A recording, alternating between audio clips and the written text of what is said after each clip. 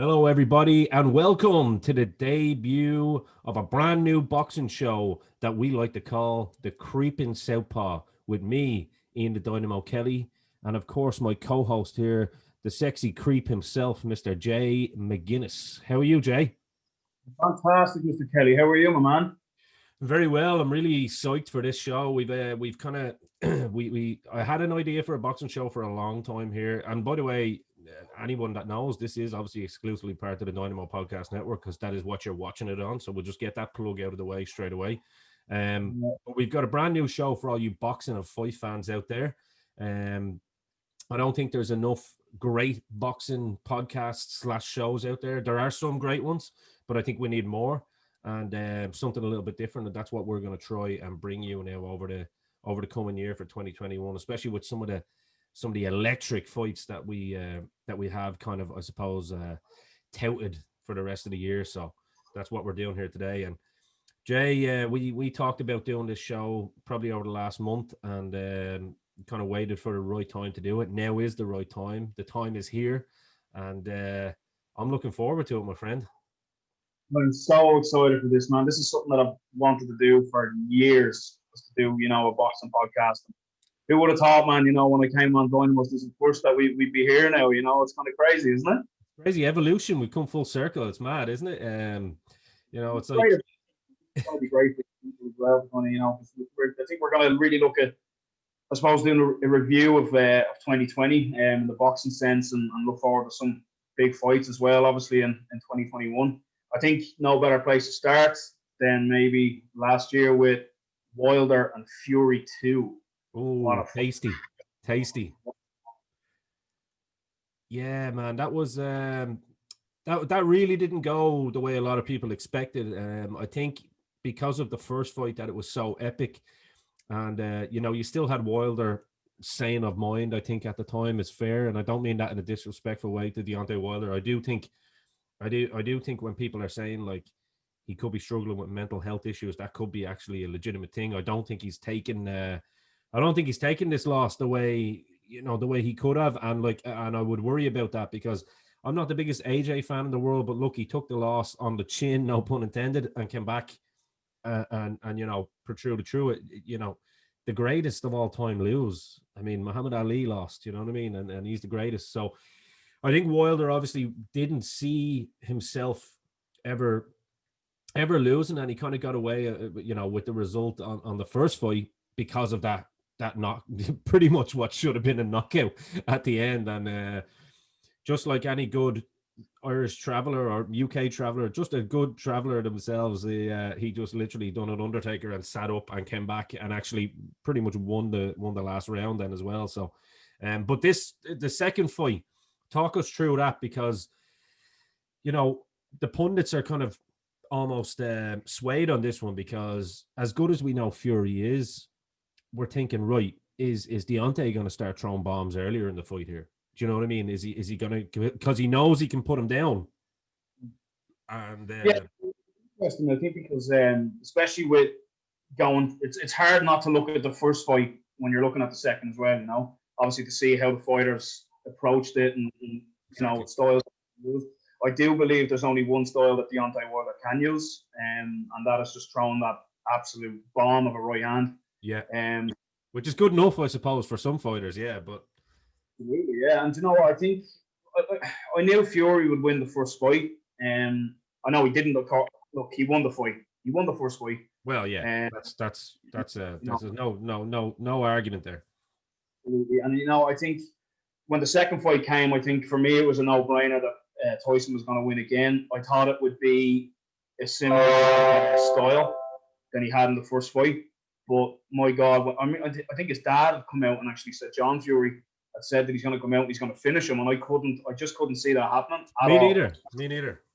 When Fury came out and just put on this, I think David Hay said it, that it was arguably the greatest heavyweight performance in a title fight of all time, and I think it's really, really hard to argue against that because Tyson.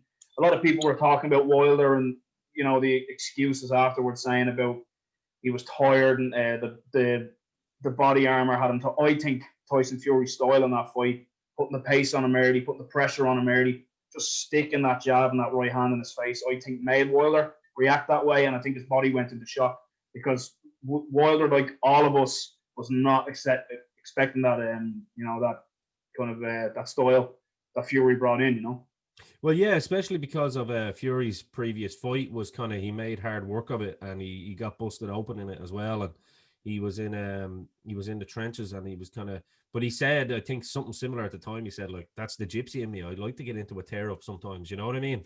And so, but you would be right. The smart money would have been it going probably the distance, or been a bit closer than it was off the back of Fury's previous fight. You know what I mean? And we all know Fury is so calculated, and he probably thought, this is great. This is exactly what I want people to think. You know what I mean? We all know that great fighters like to keep their camps very close to their chest. They don't necessarily like giving anything away. And obviously at that time he had a different coach, and now he's changed again. So it's for the better, in my opinion. But I do think at that time it's exactly what he needed. You know what I mean? To get that motivation, and to get that kind of passion and love for the sport again. Like, you hear the story of how Tyson got that coach, Ben Davison. Ben Davison, yeah, it was a bet. It was just a bet over on Mallorca or something, yeah, wasn't it? Yeah, so Tyson had said to him, he said there was a couple of hot girls or something over there, and Tyson says, right, if you can go over and get me their phone numbers, then you can be my coach, And Ben Davison came back and didn't get them. And Fury says, okay, if you can't get their numbers, how are you going to win fights with me? And then Ben Davison went back over and came back with the numbers about, 30 seconds later. Well, I mean, I think that guy's only 26, 27. He's a nipper. He's a nipper, yeah. And he's a great, he's actually great. I love looking at him on, as an analyst on BT Sport. He does it with David Hay and all sometimes too. And he has it's great to see, like, someone that wasn't necessarily a boxer himself, but just a great knowledge and passion for the sport. And he's a really likable guy actually as well. And I hope he's going to be a great trainer. He will, without a shadow of a doubt. I think as far as, David Hayes saying it was the greatest heavyweight performance, I still think he probably didn't rewatch the Rumble in the Jungle that day. I still think that's number one of all time. Let's be fair. Let's be real. That rope it up is just, this is George fucking Foreman hitting you, you know? Yeah. The most strategic, definitely. But the best heavyweight performance I've ever seen in my life was Muhammad Ali versus Cleveland Williams. There you go. Probably 100 times. It's beautiful to watch. It's just poetry how he moved his feet. Yeah, it was. I've never seen a performance as good in my life ever, and I don't think it ever will again. No, I'd agree with that. To be fair, but look, this is why they're great debates. These are opinions as well that people are allowed to have. And I mean, listen, who am I, or who's anybody to argue with David Hay? Very, very underrated fighter. I think. Got very unlucky in certain situations in his career, but definitely a great fighter. And for anyone, regardless of whether it was Joint Gonzalez that he was fighting, that performance to win that title was proper David versus Goliath, and it was fantastic. So let's get on. You have a couple of things you want to talk about in terms of going through some of the fights of the year. Obviously, the Fury fight, it did end with Fury basically bursting Wilder's eardrum. Actually, I think that's what happened, and it was actually quite scary to watch, wasn't it? As a fan, it was actually quite. You were kind of going, throw the fucking towel in, guys. You never know what's going on, man. You never know what caused that blood. You know what I mean? You don't know where it's coming from, man. That could be coming from the fucking brain, like, you know what I mean? It was intelligent. I can't believe Wilder actually sacked that trainer because of that, for throwing the towel in. I think it's nuts. He had a fighter to protect. The fight was never going to go any other way after that point, after the 7th round. You know what I mean? So I just think that Wilder was maybe a little bit bitter towards the loss, his first loss. Yes.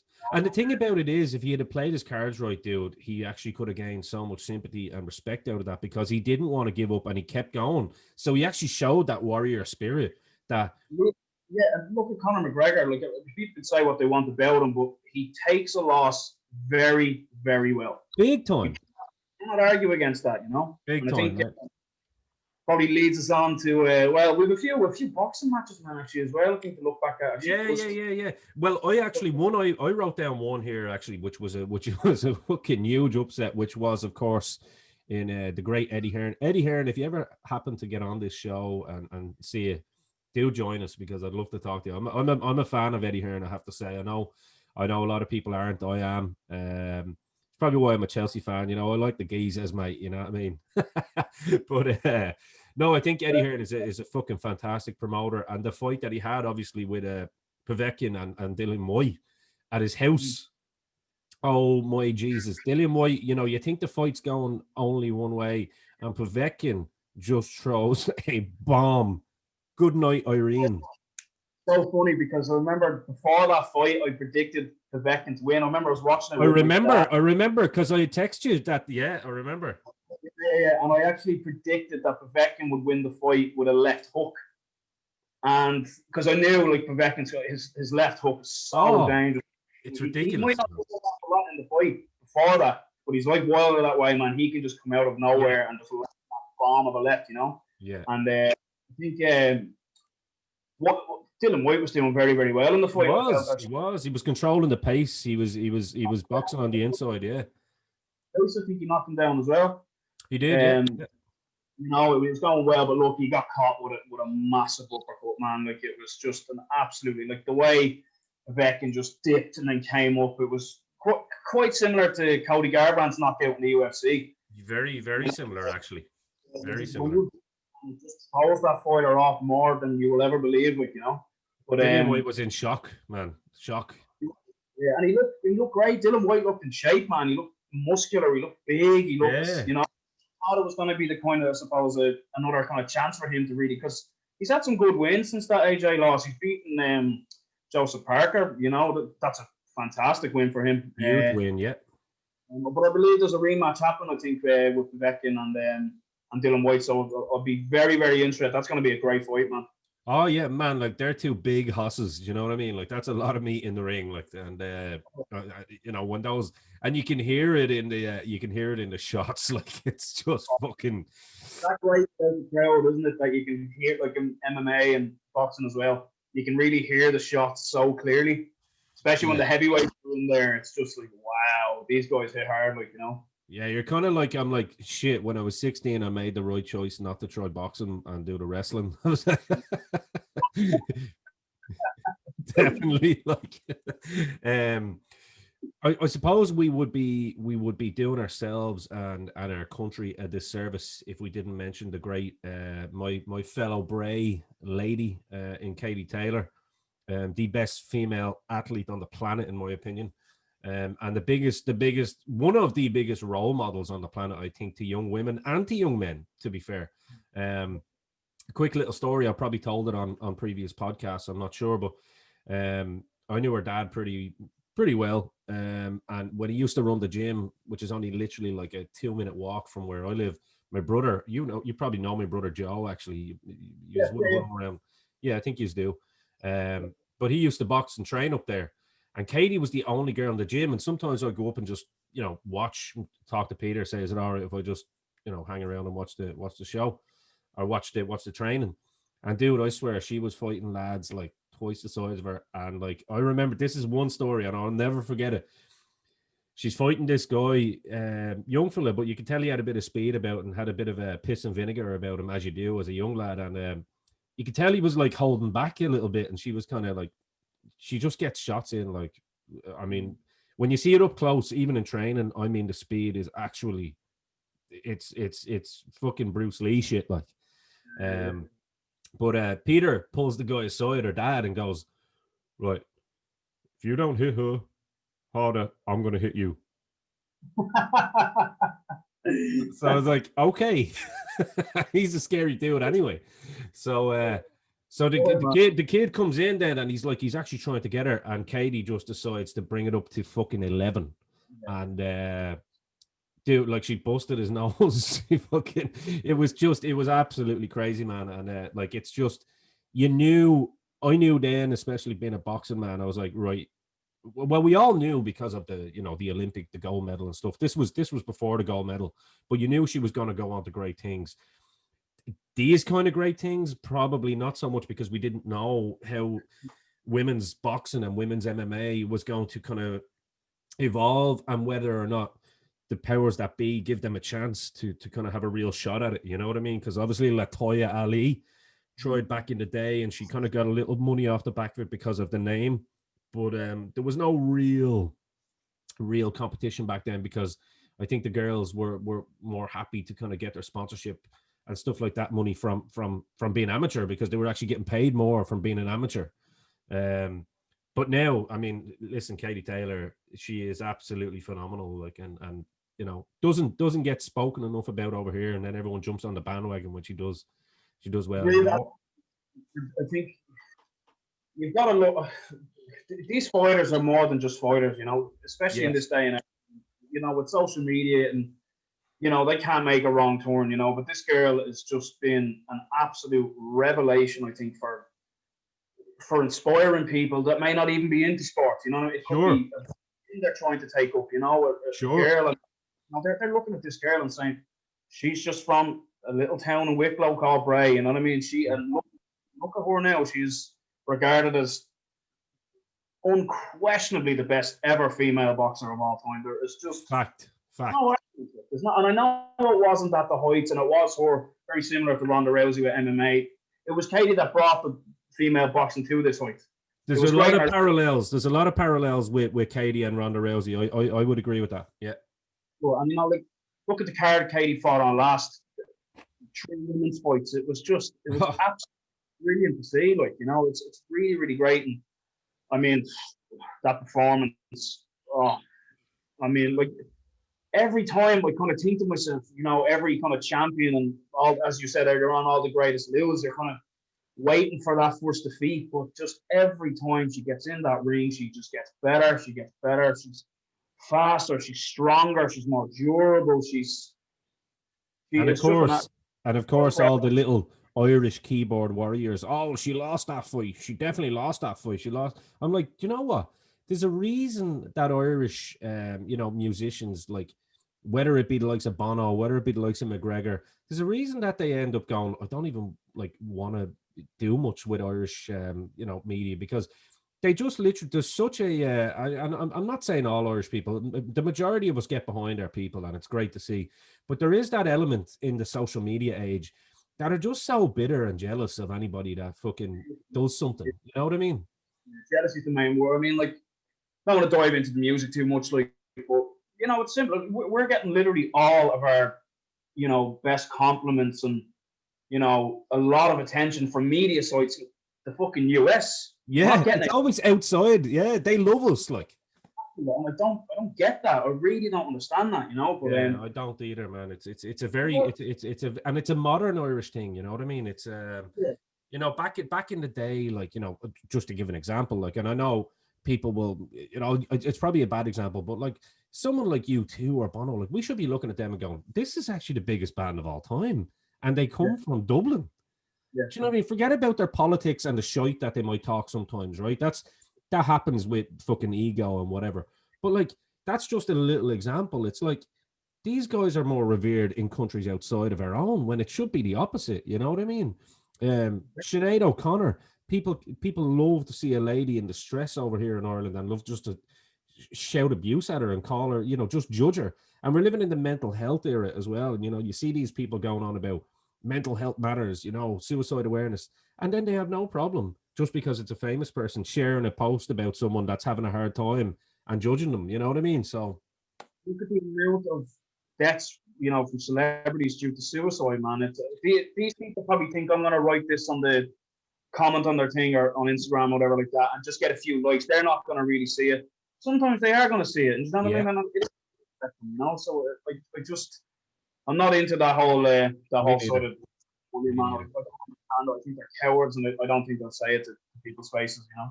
Oh, absolutely. Keyboard warrior is the perfect example. But look, we went off a bit topic there, but it had to be said.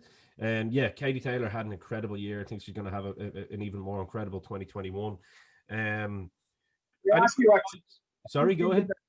He talked about after her last win about potential. He was talking about the cyborg fight. What do you make of Katie? Kind of, because I know personally for me, I don't want to see her getting into any of that. I don't want to see her going for these exhibitions. I wanted to see her stay in boxing for another year, maybe 2 years and get out of there and just retire. I don't want to see her crossing and all that stuff. No, I want her to do what she wants to do. I want her to basically go in there, make her money, make her name. And she's a hometown girl. She'll just get herself a nice little house in Bray out of the way somewhere. And because that's the kind of person she is. So I don't want to see any of that too. I mean, if Cyborg wants to get in there and box with Katie, absolutely bring it on, Cyborg. You're going to get destroyed, in my opinion. But I mean, yeah, again, look, we saw James Toney lights out going in there against the Natural, and it was, and I like James Toney. James Toney was a good. I mean, he had a great coach in Freddie Roach and all that, and he was a hell of a fighter. I think the blip that he had was probably due to just being schooled by Roy Jones Jr. But look, most people do, especially in his prime. So, but I do think I don't like the crossover with MMA and boxing unless it's an MMA guy with a good background in boxing going into it, i.e. Conor McGregor. I mean, he obviously showed that he could do it against the greatest of all time. Fair enough, he didn't have enough in the tank in the end to but whoever does against Floyd. So all in MMA as well as his gas tank. I don't think it's it's certainly something. It doesn't look to be that it's going to be a case now. He looks in. No, we're going to get onto that later. Yeah, we're going to get onto that later. But you see what I mean? It's like they're different skill sets. A lot of these, especially guys from the UK and Ireland, like we don't have a background in amateur wrestling unless you go and seek it. And like as Joe Rogan always says, the amateur wrestling is Olympic wrestling, whatever way, Greco-Roman, whatever the hell people want to call it.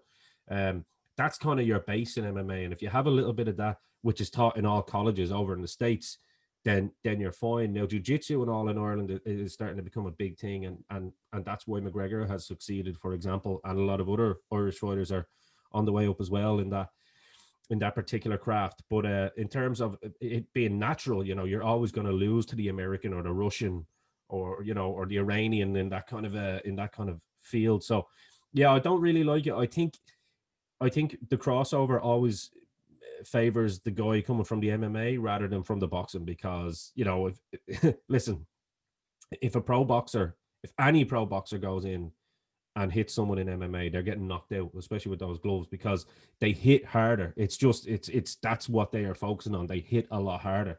I think even McGregor was kind of shocked at how hard Floyd actually hit in those fights because he wasn't expecting it from someone that was a lot smaller than him. Yeah. Excuse me, but so they're trained to hit a lot harder because they're only focusing on one thing, Me as well. I think Floyd fought in 8-ounce gloves, if I'm not mistaken. Yeah. Pretty small for boxing, man. That's pretty small, and I think a lot of people actually thought that's going to favor Conor because obviously he's using the 4-ounce gloves in the UFC. But I think it just went to show as well. Look, fair enough. Conor landed a couple of shots. That uppercut, man, I can't help but look at that uppercut. I can't remember if it was the second or third round. I think it was the second. Yeah, I know the one. Yeah. Man, oh my God, if that was just an inch back, Mayweather was gone. The thing about Floyd is he can take some shot though as well. Like and the thing is he came out of that like unscathed. And you see like McGregor with all the little welts and all on him. But again, it proves the point I'm making. The fighter coming from the MMA world will have a better chance against the boxer than the opposite way around. Listen, if two fucking YouTubers can do it, then you can be guaranteed that McGregor can do it. Can we give this? I don't mind the older brother. Who's the taller fella that's fighting Floyd? See, I'm going to say this actually right now. I know nothing about. I'm not going to say they're irrelevant because they're obviously quite fucking relevant. The fact that they've got millions of dollars from YouTube, so they're obviously two relevant brothers. I only found out that they were brothers a couple of weeks ago. So I'm like, I thought they were the same person. I thought they were the same person. I was like, why is it Jake Logan Paul? Is that like his nickname, like Wolverine? He calls himself Logan or something. But yeah. So the guy that's fighting Floyd seems to be okay. But who's the guy that's going around throwing like shit at like Dylan Dennis and all this and calling out McGregor and actually disrespecting his wife and all this kind of stuff? Look, he's I don't even want to say his name, but like he's obviously trying pretty hard to get a payday. I think look, let's not kid ourselves. He knows that if he goes in and he boxes Conor McGregor, he knows himself he fucking loses. He knows that. Of course he knows that. But I mean, Dana White came out and said, I don't want Conor. And Conor's done really well with not responding because Conor couldn't give two F's about him. He doesn't care about him, and rightfully so. Why not give him to Amanda Nunes and fucking see what he says then? Why not give him? I heard that. Let fucking box him. 2 rounds. 1 round. Over.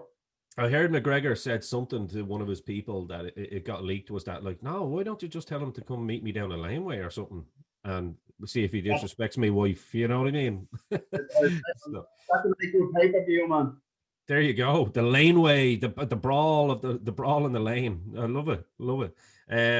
So before we kind of get into talking actually a bit about McGregor and the upcoming fight, I know it's a boxing show, guys, but trust us, there's method to our madness here, and that's why we're going to talk about that fight. Any other fights that stood out to you? For me, I think, Canelo, obviously. He had a fight against your boy, and you were a little bit disappointed on that one. I know. Why don't you talk us through that? Yeah, it was. I mean, it was kind of weird, man. There wasn't a lot of build up to that fight. No. It was a shame because look, I think it was done on short. I think it was done a month's notice, if I'm not mistaken. There was good build up on the zone. For anyone out there, I'd actually, we're not getting sponsored by any of these lads, but listen, if the zone want to throw us a few shekels our way, we're happy to do it. I got the zone app. It's actually really good. I think it was only like I got a deal just before Christmas for the year. I got it for like €3 a month, which is ridiculous to see these pay-per-view fights, But they done a good bit of build up, so I think that's why you didn't see much build up on it, because it was exclusive to the zone, is it? Yeah, DAZN. I actually downloaded that to watch the. I got the Chromecast thing on my television, Yeah.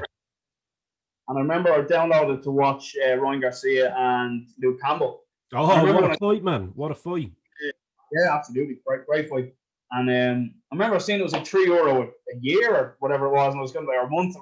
Was it a year? Is it a month? A month, yeah. Sorry, and I was kind of like, man, are you kidding me? Like, that is an absolute bargain. Absolutely. But, I wasn't too familiar with it, obviously, before that fight, but it was weird. I couldn't really.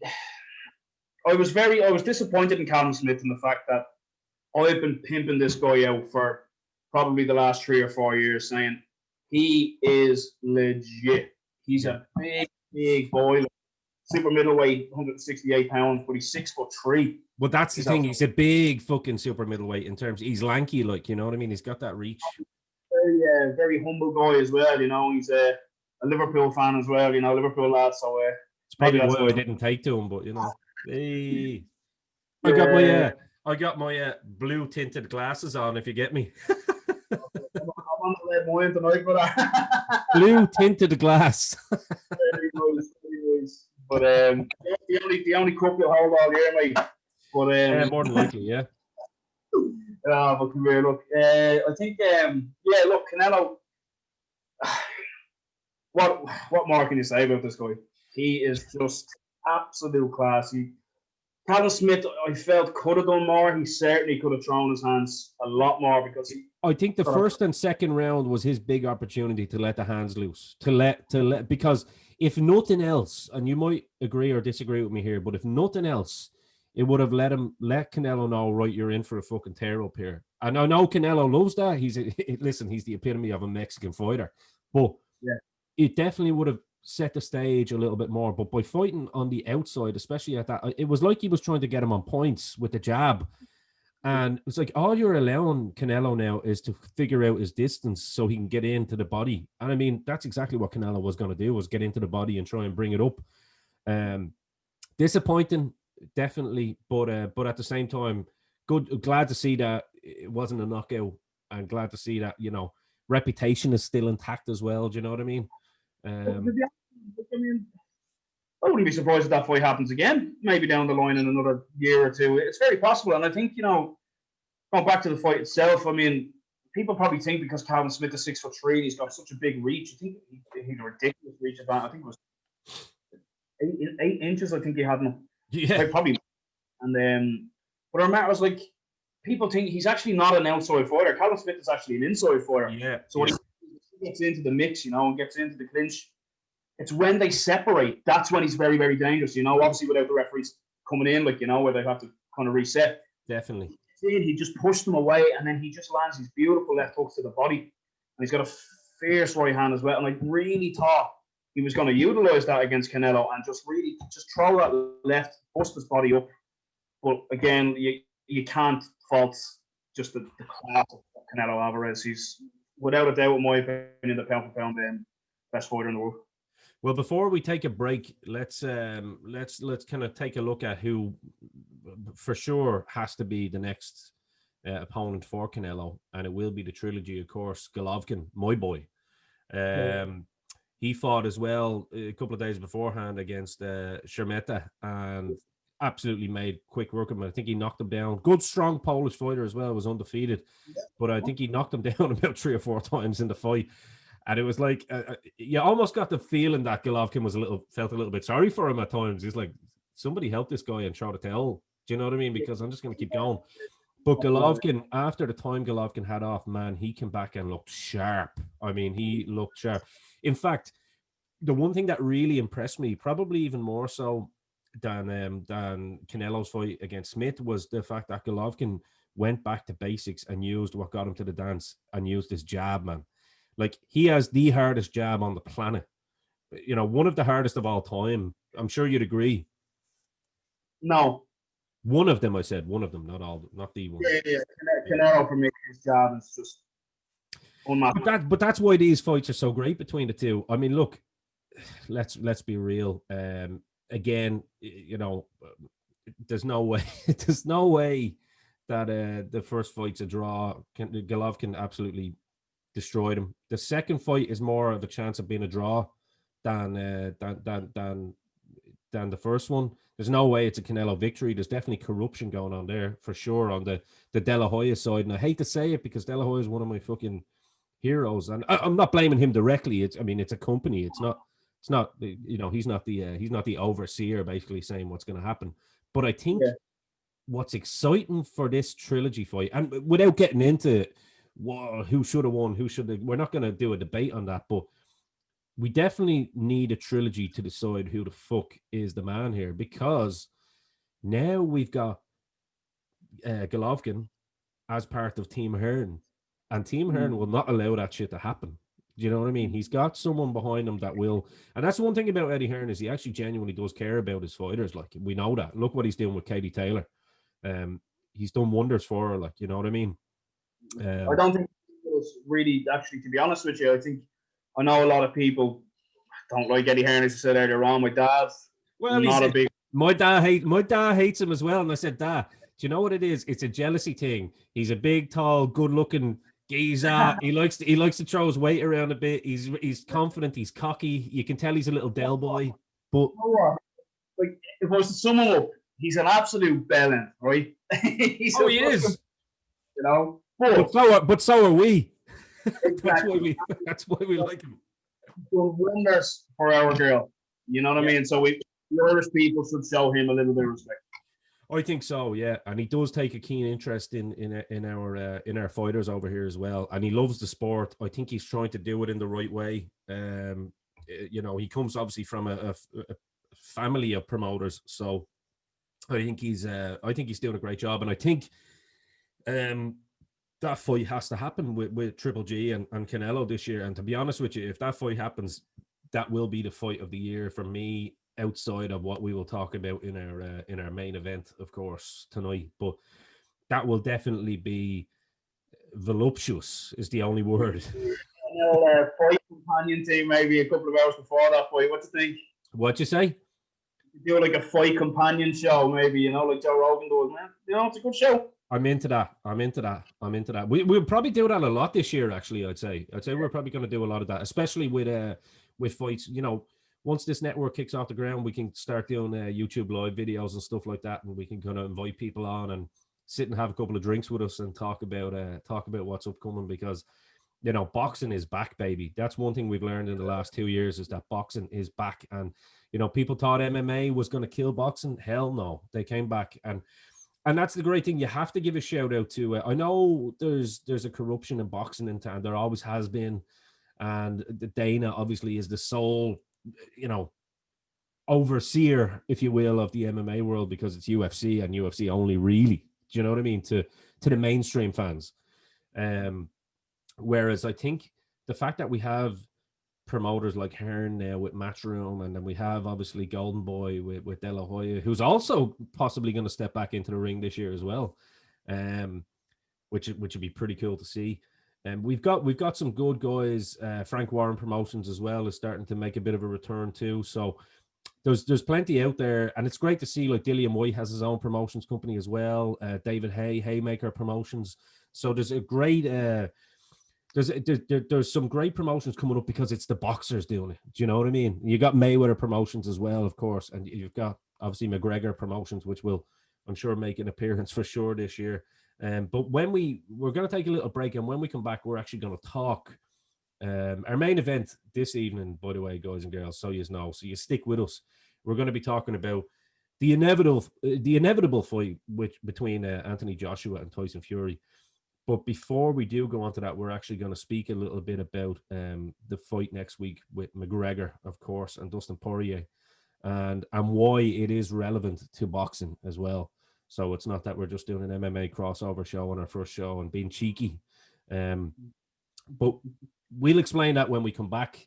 Stick with us, and we'll be right back after this. And you're very welcome back to the Creeping Southpaw with me, Ian the Dynamo Kelly, and the Creep himself, Mr. Jay McGuinness.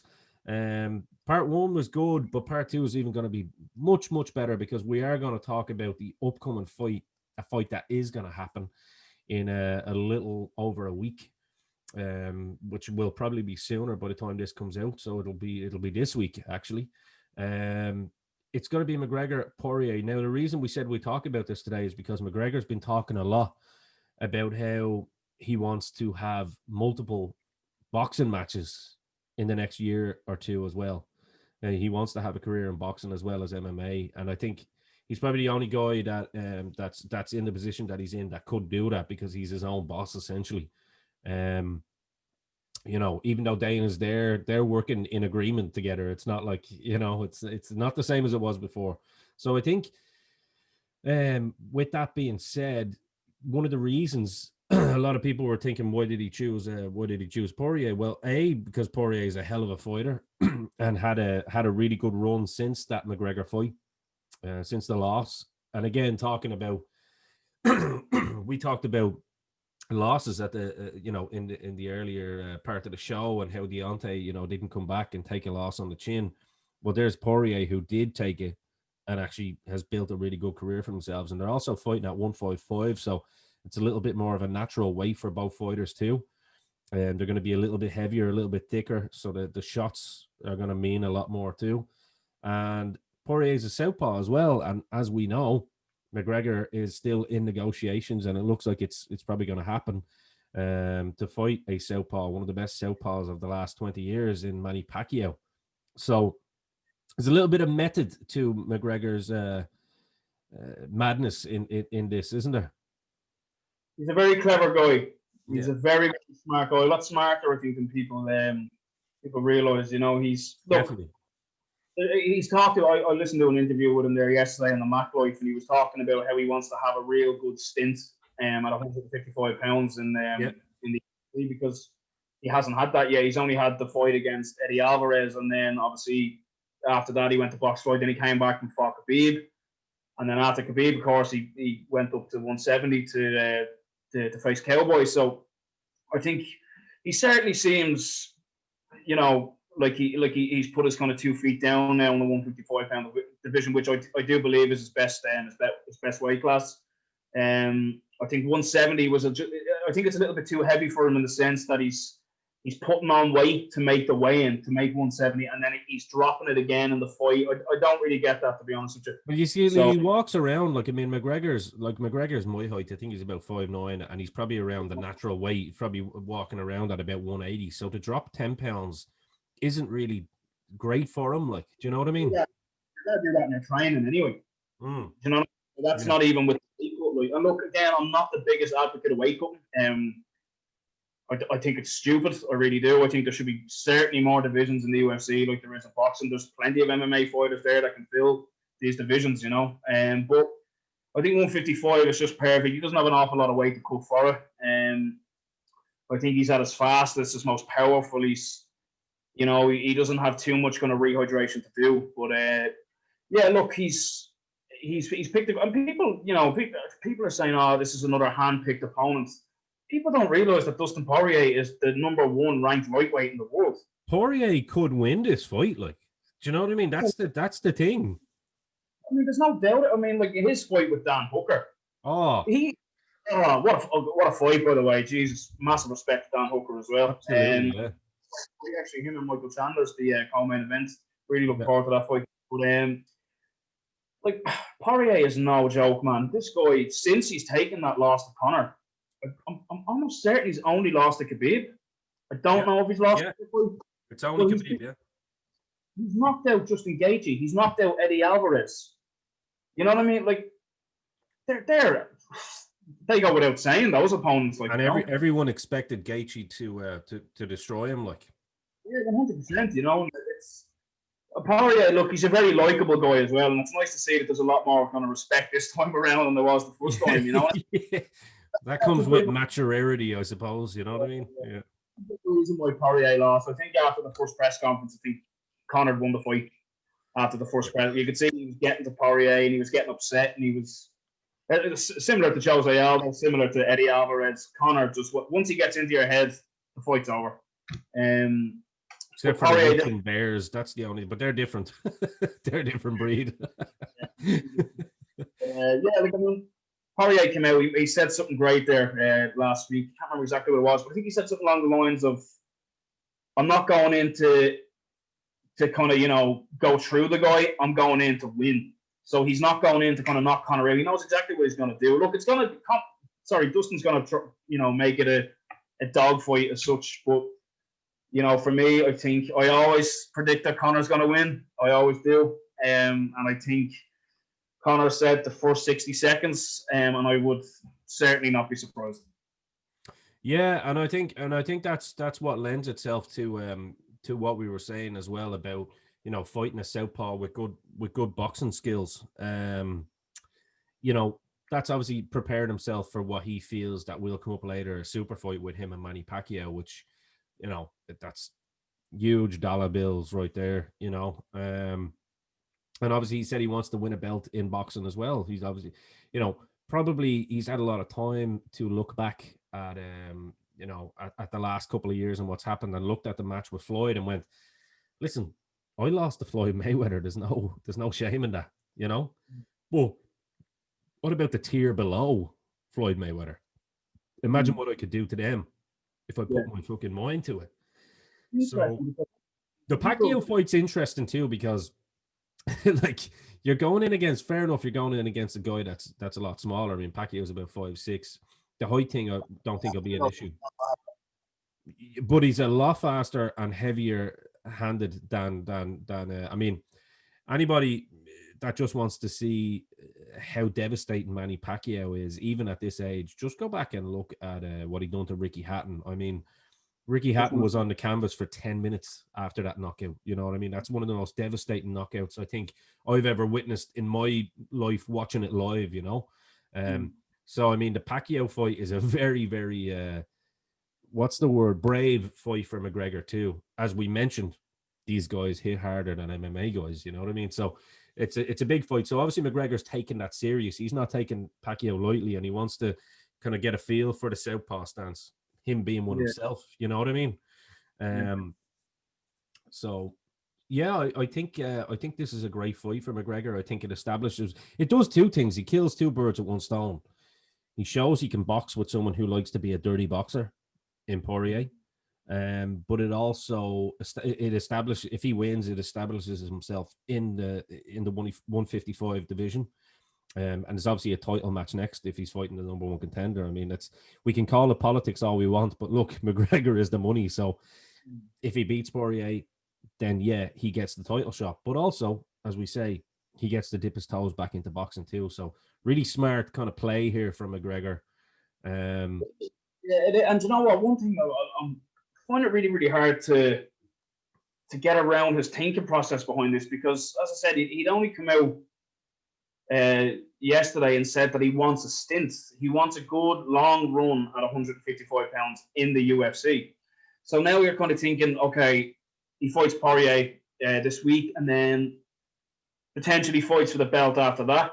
And I do feel this fight should be for the belts because Khabib is retired, isn't he? So, but so that's possibly too. Hopefully, he can maybe, albeit he comes through Dustin Poirier on Saturday, that he maybe fights again. I would probably say April, maybe May. Yeah. And then it looks like the boxing match is going to happen with Manny maybe towards the end of the year. So I don't see how that's having a stint at 155 pounds. The one thing I tell any Conor McGregor, and I'm a boxing fan more than I am an MMA guy, you know that. Yeah. But I'm also a massive Conor McGregor fan, and I think every Conor McGregor fan wants to see Conor, number one, win a belt again, and number two, for the first time, defend the belt. And that's the big question, isn't it? That's what needs to be answered.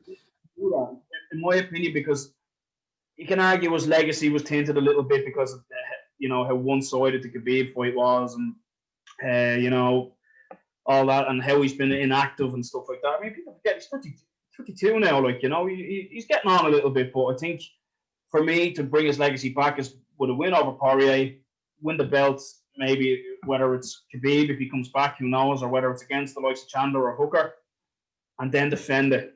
Get that. Do you know what? This is a perfect scenario. Conor beats Poirier. Yep.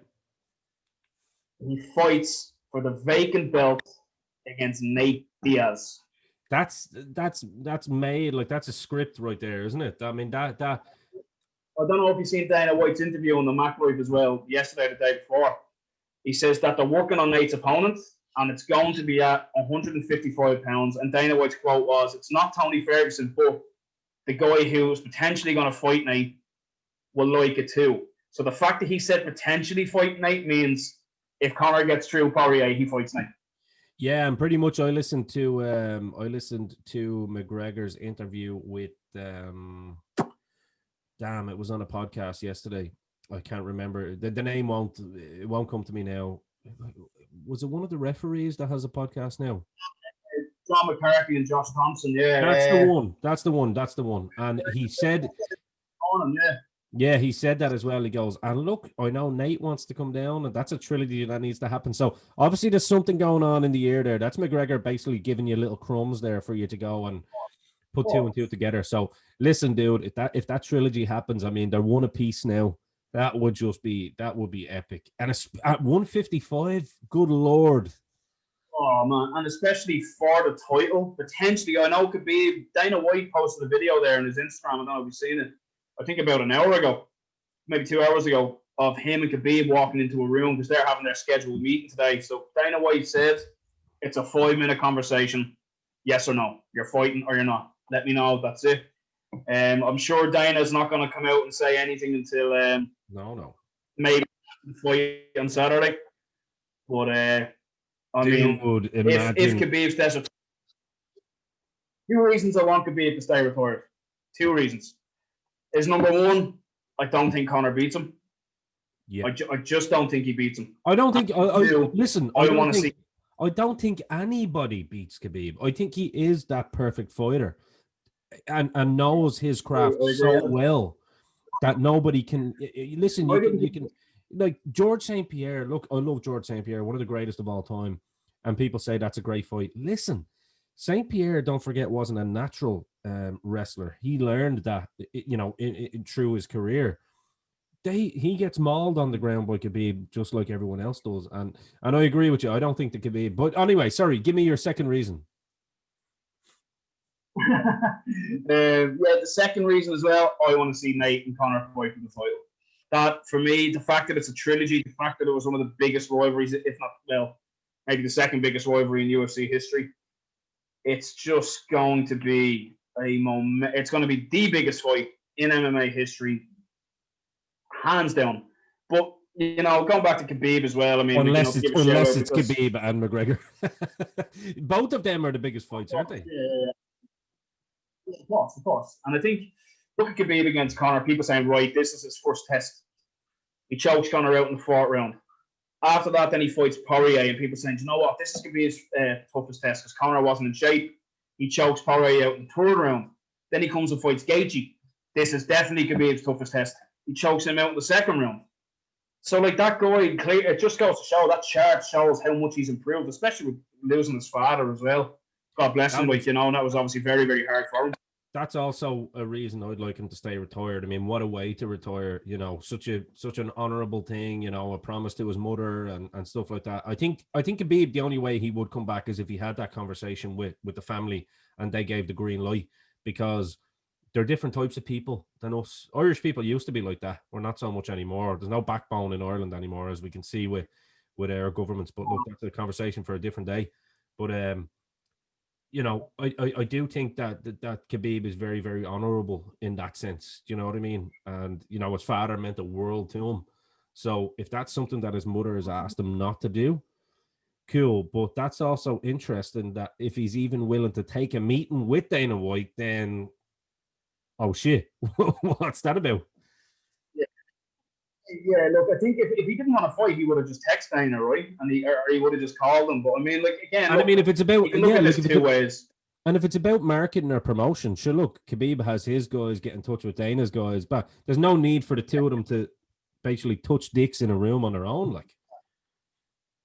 Exactly. Look, I do believe that Khabib only really actually wants to fight GSP, you know, but I think, look, you got to look and say, right, you look at it two ways. You look as an MMA fan and you look as a Conor fan. As an MMA fan, of course you want Khabib to come back. As a Conor McGregor fan, I don't ever want to fucking see that guy again. You know what I mean? Because honestly, no Conor McGregor fan wants to see that guy anywhere near the UFC ever again. But listen, I love McGregor too, but I'm an old school wrestler as well. I love these wrestling guys, and like Khabib for me is my favorite MMA fighter of all time. So, I mean, I'd love to see the fight. I mean, it would be difficult for me to watch this time the same way it was the first time. It's so funny because I was in Ireland. I told you this. I was in Ireland. I was in Orlando as an Irishman in a huge sports bar. And everyone's like, yeah, McGregor, right? And I was like, I don't know. I'm a bit of a Khabib fan. And they were like, what? But it's funny. It's funny, though, because when you hear the Foggy Jew and you hear Sinead O'Connor do that, like, it's so hard, no matter where you are mentally, physically, and all the rest. When that music, when those pipes hit, the Irish in you comes out, and you're like, yeah, you're like your grasp. And I don't know, man. I don't know if you've seen this. If you haven't, I'll send you a video after. So my dog in my man's house, anytime that version of the Foggy Jew comes on, he starts howling. I love it. Yeah, right. So obviously that's just when it's playing on YouTube. Shout out to Sinead, by the way. Shout out to my mum and dad, of course, yeah. And your boy's doing well. I'm getting through it, man. I'm getting through it. But like, so basically, so yeah, whenever we're having a few drinks, we'll play it on the, you know, the speakers or whatever, and then, you know, he'd start howling. And when we were watching the Khabib and Conor fight in the house, so obviously when Conor's walking to the ring, my dog wakes up and he hears the song even through the television when Conor's walking out, and he starts fucking howling as well, like, you know. That is brilliant, man. Tell you what, that song, I think as soon as it starts, man, it grasps you, like, you know. Do you remember years ago, actually in the press conference, remember that crazy press conference between McGregor and Khabib? Do you remember I sent you a video of my dog literally looking at the telly, little Millie? You met her before, tiniest. Do you remember every time Khabib was speaking, she was like, rawr, rawr, rawr. We were like, what's going on? Like, it's so weird. We were like, who's that? And then McGregor would come on and she'd go quiet. And then Khabib would go back and she was like, rawr, rawr. I was like, I guess Millie is a fan of McGregor here. You need to do the opposite way around, because that's what it's like in the house if we're watching the press conference. If McGregor starts talking, my missus starts barking. Do you know what I mean? You know what? I'll just bring the dog over sometime, and we'll just have them all fucking do their own thing. Get him a regular co-host of the podcast. Absolutely, yeah. But yeah, no, I suppose we'll leave that one there. I do think it's exciting times ahead. Yeah. We're just going to do very, very quickly. Right? I'm going to give my prediction first. You give yours after. Conor, knockout, first round. What you got? I actually think Conor wants to get a round under his belt, personally. Okay. And I do think, I know people are going to think this is disrespectful, but I think Conor can win when he wants to, because I think he's already in Poirier's head from the last time. So there's always that element of doubt, right? And Poirier might be trying too hard. I know they're friends this time around. They were friends anyway. I mean, even after that, McGregor, like, even to go back and just give a bit of a prop to McGregor. When he went back and watched that knockout and saw the disappointment in Poirier's face, you could actually see McGregor getting upset about it. He goes, I don't like to see that. Do you know what I mean? And it was actually a really nice thing to see. You saw the human underneath all of the bravado and the kayfabe, as we like to say in pro wrestling. You know what I mean? Because listen, Conor McGregor is a fan of pro wrestling. That's where he got his fucking character from. You know what I mean? This is why the suits are there, the promos. You know, I'm going to say round 2. I think he'd like to get a 5-minute round under his belt just to kind of get a feel for it again. I think he was even disappointed in himself that he bet you're only that quick, because it was like, I wanted a little bit more, because it can be an anticlimax for the fighter too. Think about how long he's been out of the ring, and he looks absolutely incredible. This is the best McGregor I've seen probably since, let's say, Alvarez, maybe, in terms of taking it properly, I think physical-wise, it's the best shape he's been in, I think, in his whole career. Well, his whole career, but I think in terms of how serious he's taken it, I think definitely the Alvarez one. Do you know what I mean? Because even the second Diaz fight, he was still thinking about all these other things and all that, and it ended up being a tear up. But I think people can correct. Look, guys, you can comment in the section and let us know what you think as well. Correct us if you think we're wrong. But I would say that, and I think he wants to get a round under his belt. Could be wrong. Could be wrong. And I think as well, he was talking about, kind of having, behind closed doors fights, because he's got an octagon put into his house, I think, a proper full-size octagon. I know, yeah. Well, it must be a big house, but one of them, yeah. Yeah, exactly, yeah. But you could look. He was disappointed that he didn't go a little bit longer, at least, in the cowboy fight, But look, I'd like to see 2 or 3 rounds, maybe, but I just can't see it getting it. But look, as a fan, as long as he wins, I don't care how he does it. That's cool. So that's what we'll do every week. We're gonna do this every week, and obviously it's on camera here, so we can't hide behind our predictions. You guys will call us out on it if we do. So Jay is going for round 1, knockout Conor, and I'm going for round 2.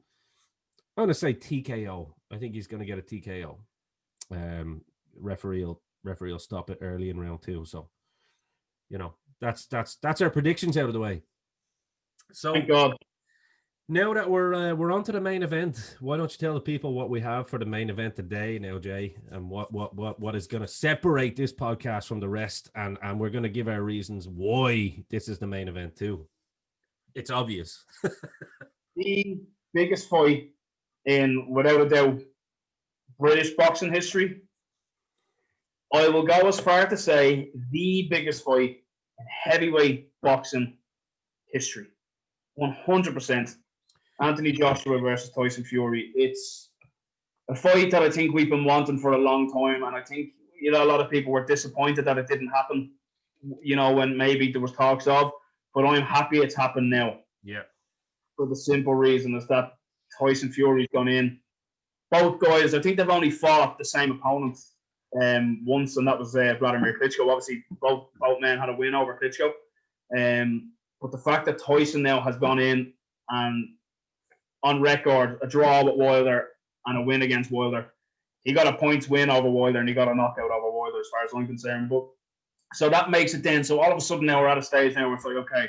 And then since then, Joshua's had a loss. He's come back. He avenged that loss. He had a great win a couple of weeks ago against Kubra. So I think this fight is happening at the most perfect time. And I think it's without a doubt, this is going to be the biggest fight, definitely in British boxing history, without question. Fact.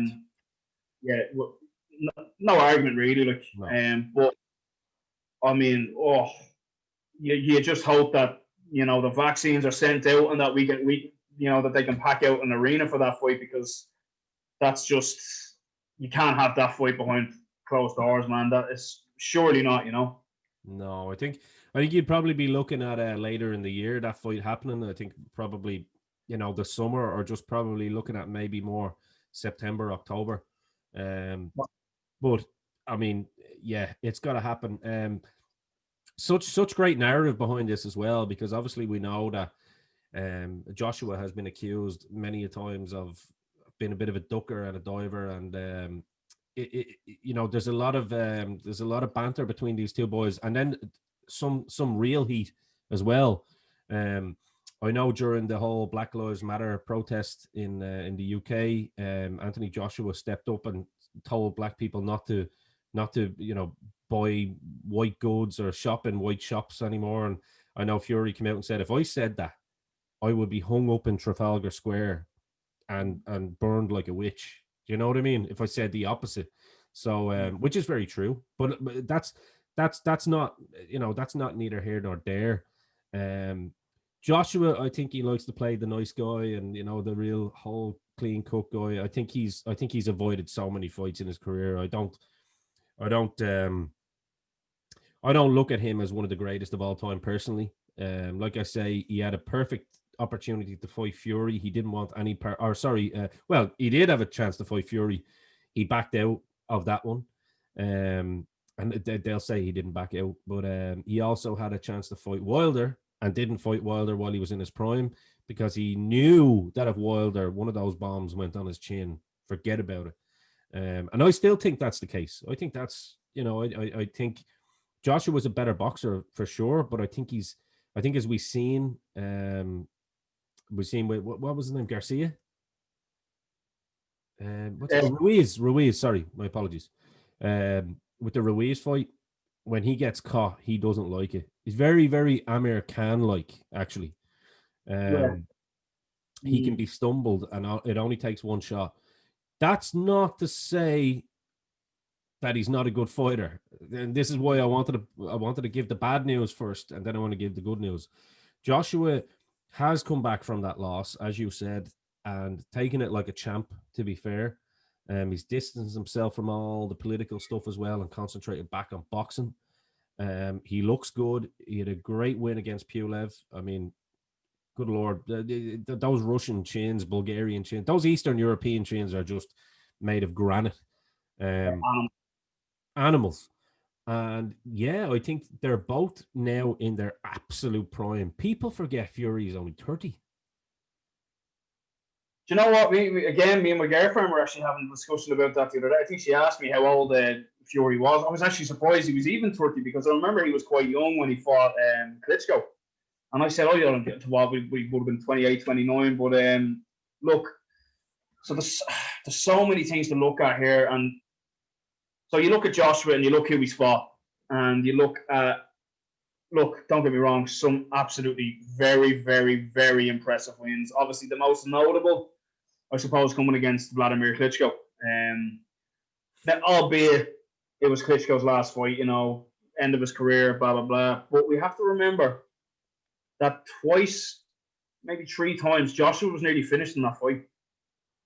He was nearly finished in that fight, and I think he gassed out a little bit and then kind of got a second wind at the end, and landed some unbelievable shots on Klitschko. It was a great fight. It was a great, classic heavyweight fight, and that will go down in history for sure.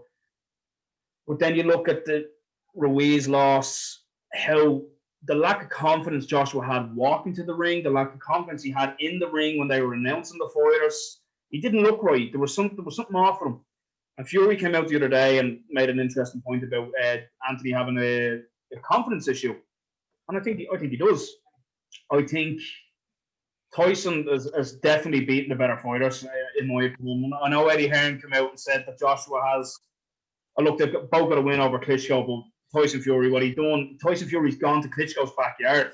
But there's a huge, huge difference. Listen, Joshua beat Klitschko by the skin of his teeth. He was knocked down in that fight. He was never going to win it on points. That was going to be Klitschko's fight on points as well. He got outboxed. He literally had, whatever angel was on his shoulder, literally that uppercut. And he said it after the fight. He goes, "That's pretty much, I feel, all I had left." Do you know what I mean? I think the angel he had on the shoulder, I think, was the 90,000 people in Wembley. Yeah. So if that was Germany, you know what I mean? He probably would have been knocked out in my opinion. Forget about it. And then this is a 42-year-old Klitschko, so like, there's no. I mean, Klitschko beats both of them in his prime. I think definitely in a rematch, and I think Fury knows that as well. That Klitschko 3 years earlier, and if they had a rematch, probably would have beaten. Do you know what I mean? Because I don't think Fury didn't have the power to obviously knock Klitschko out. I think Klitschko did, and you could see Vitaly going, "Fucking hit him." So I think definitely, but look, 1-1 in more, I suppose, exciting fashion, in the sense that Joshua won in exciting fashion because it was such a back and forth brawl, whereas one was like literally a young guy with a lot more to prove and kind of schooled Klitschko in a way. I think, as I say, if the rematch had happened, I think, it could have been a different fight again. Who knows? But either way, you're talking about the two cream of the crop British fighters at the moment. And as I say, AJ aesthetically looks great. And look, if Eddie Hearn's listening to this, don't suddenly hate us now. You're probably going to come on at the start of the show and now you're like, this Ian fella is talking shite. No, what I'm saying is that, look, he's his promoter. He's got to say that. I think he knows in his heart of hearts that, Fury has had the harder fights, and definitely he's never ducked anybody. I think AJ possibly had, and maybe it's not AJ's fault. Look, we're not here to categorically call someone out. These boys are brave men. They get in the ring and put their life on the line. We're not couch potatoes, literally sitting here going, "Oh, he's shit and he's afraid." Forget about the fear thing. I think it's more a none of them fear anybody. Do you know what I mean? AJ doesn't fear anyone. It's more the reputation because of the way they've marketed him and built him up, and the sponsors behind it, the machine behind AJ. I feel that has very, very much so handpicked some of his fights. I think that would probably be a better way of saying it, would it? Absolutely, and I think as well, like you got to look. I mean, mandatory fights are mandatory fights. Sure, and sure, you got to remember that. Yeah. Underline as well, it's mandatory. You got to fight this guy next. Simple as that. Otherwise, your belt's getting taken off you. Come here, who wants that? But and to be fair to Joshua, he always does it. You know what I mean? He does it. He does. Yeah, that comes down to Eddie Hearn being a very, very clever man. Yes. But I think there's little boxing's about these little differences outside of the ring. So a fight's won outside of the ring because of little tiny differences, and the reason why I'm saying this first, I think Tyson Fury wins that fight, and I think Tyson Fury stops Joshua, is because if Fury goes to Germany and beats Klitschko, he goes to America twice and beats Wilder.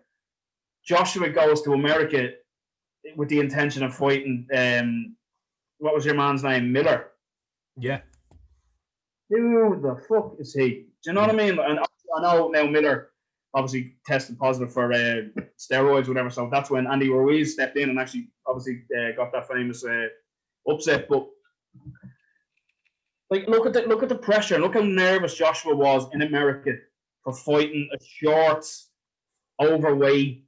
Don't get me wrong, fantastic boxer. He put on a great display that night.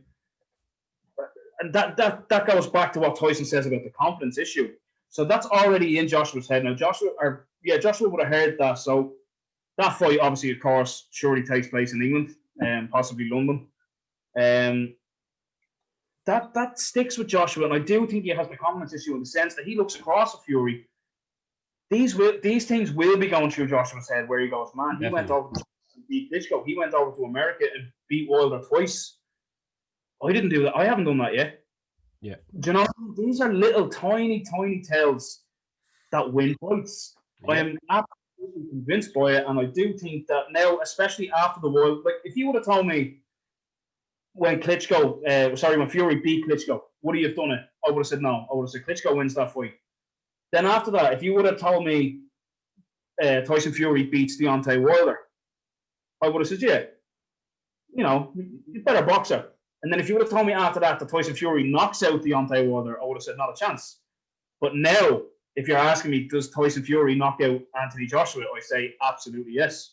Yeah. Because he proved in that Wilder fight that he can put the pressure on. Joshua has got arguably the worst chin in the division, in my opinion. And Fury Wilder probably has one of the best. That's the thing. I mean, I've been very critical of Deontay Wilder, as you know. With regards to boxing ability, I think, look, the heavyweight division is different. We know that. Like, even going back to Conor McGregor, I think when we were talking about him challenging for a boxing belt, I think if Deontay Wilder could hold a boxing belt, so could Conor McGregor, because weight's completely different. Conor McGregor's a better boxer than Deontay Wilder. Mm-hmm. Yes, but what I'm saying is that if Fury put the kind of pressure on and had AJ in the situation that he had Fury in, I think AJ goes down and gets knocked out, whereas Fury kept getting up and kept going. That's what I'm trying to say. That the chin was a little bit. Yeah, the chin was there. Do you know what I mean? Because I think Joshua and Wilder, I think they're both 6'7". I'm sure their reach isn't too well. No, but then again, Wilder's quite rangy, isn't he? He's got a big reach on him. Wilder's got the kind of basketball physique. He looks like a basketball player. You know, he's got LeBron James type fucking shit going on. Whereas, AJ is just probably aesthetically, aside from The Rock, one of the best looking athletes out there. Do you know what I mean? In terms of just his physical demeanor, and obviously he sits well with the ladies as well. Unfortunately, I know all about that. For Anthony Joshua's sake, and say we're in his corner, we need to get rid of this good guy, nice guy persona. He needs to completely drop that. He needs to come out and he needs to say, I'm going to knock your fucking 6'9" body the fuck out. That's it. I would literally sit him down and I'd say, right, you know what we're going to do? I'm going to bring you over to my house. We're going to have a couple of beers this weekend. And then after these beers, you're going to training camp. But you're going to enjoy these beers and you're going to watch this. And I would literally show him fucking Nature Boy Ric Flair promos. I'd show him Stone Cold Steve Austin promos nonstop. And I'd say, right, you need to be a mix of those guys. And I know that sounds funny to people, but he does. He needs to put that, because look, the gag is up now. We know he's a nice guy. He's not a bad person. You know what I mean? He's not a bad person. He does a lot for his communities and stuff, and he speaks very honestly, and he's a likable guy, to be honest with you. AJ is. I like him. But I do want to see that fire. And I think if there's one man that can get that out of him, because listen, these press conferences are going to be crazy. Like, Fury is going to go to fucking town on this, You know what I mean? You know what? I was actually only thinking. Funny enough, I was only thinking. You're very pretty. You're very pretty, AJ, but you're not good enough. I'm telling you now. Man. I fancy myself. That was pretty good.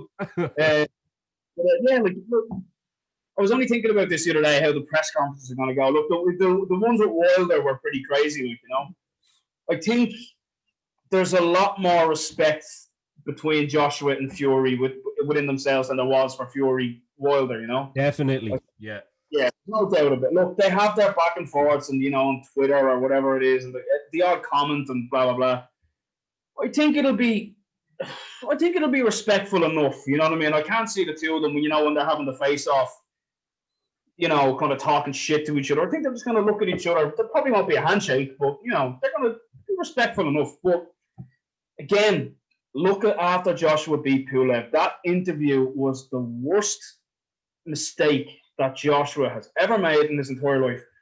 Because your man was basically, that was Joshua's, time to say, Fury, where you at?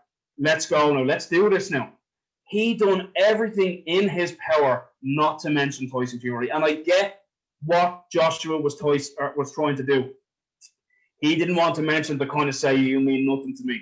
I get his approach. I knew that because, of course, he was thinking about him. Yeah, that makes sense. Yeah. It went horribly wrong for Joshua. I think the crowd turned on him. The crowd booed because they were like, hang on a minute. I know there was only 1,000 people there. It sounded like 20,000 people were booing Joshua to say, let's drop this, this thing now, this persona of all comers are welcome and, whatever's right, whatever the fans want. He knows what he was asking the fans, what fight do you want? Do you know what I mean? There's only one fight. There is. And, like, for me, he's lost the fight already because of that interview. Like, that was a great win against Povetkin. If he would have come out and he would have said, right, Fury, let's fucking get this on, get into the ring, you're getting knocked out. That would have just fired him up, would have fired the crowd up, and then people would have said, right, boom. Eddie Hearn would have said, right, that's it. Fight's getting done tomorrow.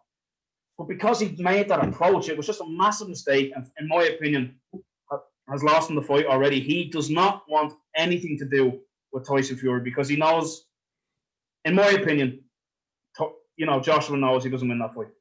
Well, I have something that I think validates that as well because, in wrapping up here before we end our fantastic debut episode, I think it's worth saying as well that particular week as well, there was an interview done on YouTube somewhere where it was in AJ's gym, and they were talking about, like, do you want this fight or not? And then AJ went in very hard and goes, yeah, I want it. It has to be done. You've probably seen it, have you? Yeah. And AJ was he had a completely different perspective, and he was like, this fight needs to happen, doesn't it? It's got to happen. I want them. And he goes, and I'm calling him out now. And I'm like, now you're doing it in your gym when you should have done it in front of the world. I would say that either a publicist or more than likely Eddie Hearn went, right, we're not getting good feedback from that, to be fair. You know what I mean?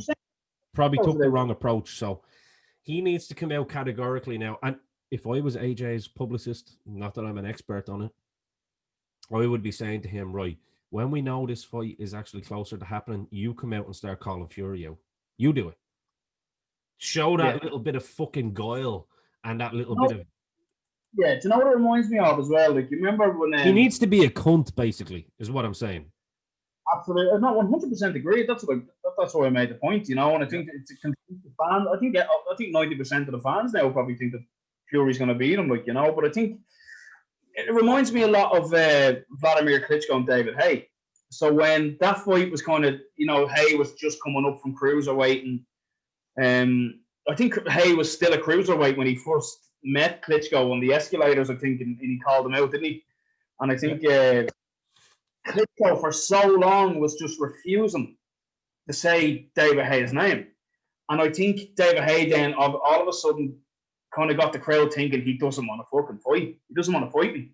And then all of a sudden, Klitschko said, right, he obviously looked back at that and kind of said, he's had some good wins, you know what I mean? Like, I should probably call this out now, you know what I mean? It looks like on the whim kind of thing. And then Klitschko made this video and he said, I think his quote was, David Haye, I'm officially calling you out to fight me. That looked very, very forced. Extremely forced. You know what I mean? It wasn't... He just done that because all of a sudden his reputation was dented because it looked like he was trying to avoid that fight, albeit he absolutely schooled David Haye in the fight. Yeah. But, it's reminding me a lot about this now. This gentleman thing can only last for so long, but then when it comes to something like this, you've got to turn into a nasty bastard. You've got to turn into the guy who you are in the ring. And that's the thing. Joshua, when he's outside the ring, he needs to be that person that's in the ring a lot more, especially when it comes to a guy like Tyson Fury. So, I mean, I suppose to leave it on that note, for me, Tyson said 4th round TKO. I'm going to say 6th round TKO to Tyson Fury. You know what? I like that. I'm going to say round 4. Well, yeah, I think Fury's going to come out with venom, and I think you might toy with him for the first round, just to kind of wind him up a little bit, to kind of goad him into just to goad him into coming at him. And I think when that comes at him, I think he'll pick him apart within round 2 and 3, and I think round 4 you'll see, because Joshua will have to expend a lot more energy than he's used to expending because of what Tyson's going to want him to do. He's going to want him to come at him. Do you know what I mean? He'll toy with him, get him angry, get him aggressive, and look at Joshua's fights and look at how Joshua gets in between the 5th and the 7th round. Always tired, man.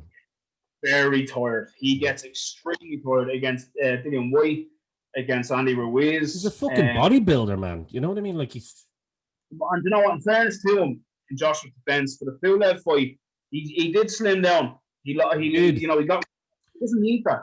He does not need that. He doesn't. Listen, if he wants to go into movies after it and just, smile and look pretty and all that, like, that's great. Go down the Rock route. You know what I mean? But yeah, I mean, if he's going in there against Fury, he's got to have a camp where he can't be coming in too heavy. Do you know what I mean? Because he's got the size. It's not like he's a midget in there against fucking, there's only 2-3 inches in the difference. Do you know what I mean? He's got the range, he's got the reach, he's got the athleticism as well. And he is heavy-handed as well. I mean, he can knock people out. He's very heavy-handed. Yeah. But I think for him to have a chance against, all right, let's do this. Let's say that we're Joshua fans, right? What does Joshua need to do to beat Fury? He's got to look, as I said before, he's got to start with how he carries himself outside the ring, and his approach to the fight. I think when it comes to the fight itself, it's very, very simple. This, for me, is just the most basic thing about boxing. Just get behind your jab. Get behind your jab for the first 3 or 4 rounds to the 5th, maybe. Get the feel. Just get on the outside. Just box him. Just show him your power. Hit his body. Don't look for it. Do you know what I mean? Don't look for that knockout against him. That's it. Take your time. Yeah. Fight your own fight. Exactly. Like you're actually explaining exactly what I've said. Fury is going to want to try and goad him from early on, right? He's going to want to goad him. He's going to want to make him angry. And we know Joshua gets angry. We know that. We've seen it with Dillian White that time when there was nearly a bust up in the fucking ring that time. He gets angry. He's from the streets, blood, innit? You know what I mean? So he's not a pussy, like. So I think I would agree with you there. I think he needs to not just keep the mind fucking sane, keep the mind clear, and go, right, I know what this motherfucker's trying to do to me now. So I need to just fight my fight, box on the outside, let him come at me and counter jab. I think the counter jabs for AJ will be the biggest one, because that will then, in my opinion, frustrate Fury a little bit and maybe goad Fury into coming into him. So I think if AJ works on the jab, throws the odd power shot as well, just to let him know that he has the power. Because look, AJ knows that he doesn't have the power that Wilder has in that one shot. So there's no point in him trying to fucking throw everything in the kitchen sink. Yeah. But if he works on his own game, which is what he's basically done through all of his whole career, then he has a real shot.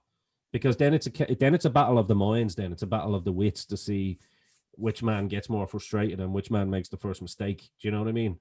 And I think realistically, if he wants to beat him, I think he knows that points is probably the only way to beat him. So if I was AJ, I would say, look for the points game and concentrate on your own game, personally.